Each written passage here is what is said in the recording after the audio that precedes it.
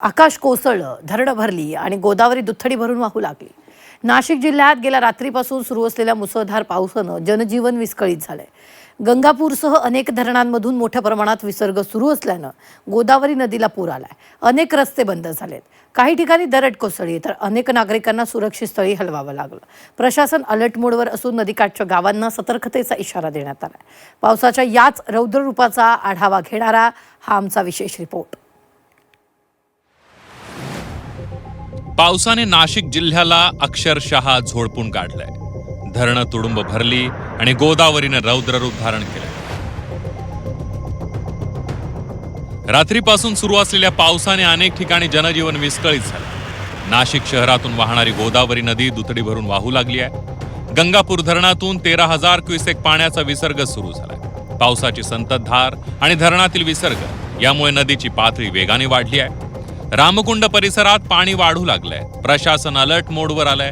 नदीकाठच्या नागरिकांना सतर्कतेचा इशारा देण्यात आलाय. नदी पात्रात आणि पुलांवर जाऊ नये असं आवाहन करण्यात आलंय. या ठिकाणी सन्माननीय महापौर मॅडम असतील, आदरणीय पोलीस आयुक्त महोदय असतील, विभागीय आयुक्त सर असतील, तर सर्वांनी विनंती केली आहे त्या भागमध्ये जो भाग फ्लड प्रोन एरियामध्ये येतो गोदावरीचे पात्रामध्ये आणि काही जो छोटे नदी आणि नाले आहेत त्याचे परिसरमध्ये, की आपण ताबडतोब तिथून इव्हॅक्युएट व्हा आणि ज्यापर्यंत धोका टळत नाही त्यापर्यंत आपण तिथून बाहेर राहावं. कुठल्याही प्रकारचे कुठल्याही व्यक्तींचा जीव धोक्यात येऊ नये म्हणून आपण विशेष दक्षता घेतोय. गोदावरीच्या पुराची तीव्रता दुतोंड्या मारुतीच्या मूर्तीवरूनही दिसली. मारुतीच्या तोंडापर्यंत पुराचं पाणी पोहोचलंय. सोमेश्वर धबधब्यानं ही रौद्र रूप धारण केलंय. गोदावरीचा प्रवाह प्रचंड वेगाने कोसळताना दिसला. पर्यटकांना या परिसरापासून दूर राहण्याचं आवाहन करण्यात आलंय. या पुरात एक व्यक्ती अडकल्याची घटना घडली आहे. गांधी ज्योती परिसरामध्ये रात्री गेलेले एक वयोवृद्ध व्यक्ती पुराच्या पाण्यामध्ये अडकून पडले.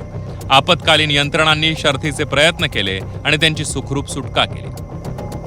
ही एकच घटना नव्हती. जिल्ह्यात वेगवेगळ्या ठिकाणी अडकलेल्या 17 जणांना सुरक्षित बाहेर काढण्यात आलं. त्यांच्या निवासाची आणि जेवणाची व्यवस्था करण्यात आली.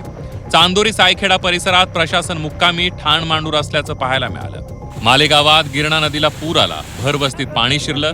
15 कुटुंबांना अग्निशमन दलाने रेस्क्यू केलं. रात्री विसर्ग वाढण्याची शक्यता असल्यानं सतर्कतेचं आवाहन करण्यात आलंय. गोदावरीच्या पुरामुळे निफाड सिन्नर राज्यमार्ग बंद ठेवावा लागला. 55,775 क्युसेक विसर्ग सुरू असल्यानं पुलावरून पाणी वाहू लागलं. रस्ता बंद झाल्यानं वाहनांच्या लांबच लांब रांगा लागल्या. कळवण, सुरगाणा आणि पश्चिम पट्ट्यात अतिवृष्टी सुरूच राहील. चणकापूर धरणातून 26,670 क्युसेक पाण्याचा विसर्ग सुरू झाला. गिरणा नदी दुथडी भरून वाहू लागली. शेतात पाणी साचलं. सोयाबीन, मका आणि भात या पिकांना फटका बसण्याची भीती शेतकरी व्यक्त करतायत. कोटंबी घाटामध्ये दरड कोसळली. वाहतुकीवर त्याचा परिणाम झाला. या घटनेनंतर प्रशासनानं परिसर सुरक्षित केला. नाशिक शहरालाही पावसाचा फटका बसला. हिरावडीमध्ये कंपनीचं वाहन रुतल्याची घटना घडली. पाथर्डीमध्ये कार अडकली. त्यामुळे वाहतूक काही काळ मंदावली होती. कळवण तालुक्यातील पुनद आणि चणकापूर धरणं ओव्हरफ्लो झाली आहे. मोठ्या प्रमाणावर विसर्ग सुरू झालाय. मात्र पावसामुळे शेतकऱ्यांमध्ये समाधानाचंही वातावरण आहे. देवळा, विठेवाडी परिसरामध्ये गिरणा नदीच्या पुरानं स्मशानभूमीच्या संरक्षक भिंतींचं नुकसान झालंय. एक पूल पाण्याखाली गेलाय. संरक्षण भरावही खचलाय. नांदूर मध्यमेश्वर धरणातूनही 25,925 क्युसेक पाण्याचा विसर्ग सुरू करण्यात आलाय. गोदाकाठच्या चांदोरी, सायखेडा, शिंगवे आणि करंजगाव या गावांना सतर्कतेचा इशारा देण्यात आला.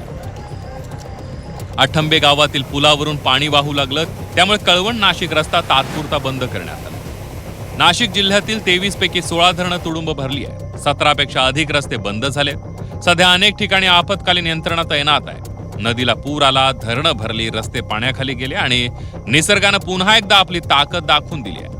पाऊस शेतकऱ्यांसाठी आशेचा असला तरी नागरिकांसाठी सावध राहण्याची ही वेळ आहे. कारण पावसाचा प्रत्येक थेंब जीवन देतो, पण बेप्रवाही जीवही घेते. निफाडमधून सुदर्शन खिलारेसह नाशिकहून योगेश खरे आणि सागर गायकवाड, झी 24 तास, नाशिक.